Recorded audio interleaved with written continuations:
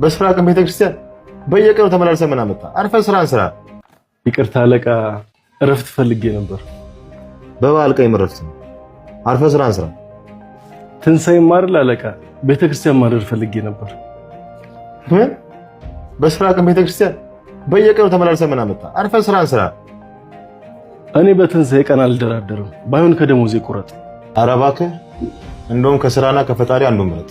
እሱ ደሞዝ እንደሚከፍል እናያለን። እንኳን ደሞዜን ዓለም ብትሸጥ የማትተካ ነፍሱን ሰጥቶኛል።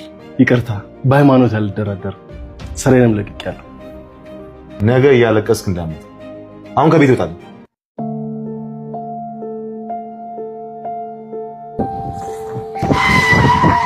ወንድሜ በሰላም ነው? ገጭቼ ነበር እኮ። ምናለ ገጭተህ በገላገልከኝ። እንዴት ማለት? ትንሣኤ ያለው ብዬ አለቃዬን ማስፈቀድ ከጌታና ከሥራ ምረጥ አለኝ። እኔም ጌታዬን መረጥኩት። አሁን ደከመ። እንኳን አባረረ።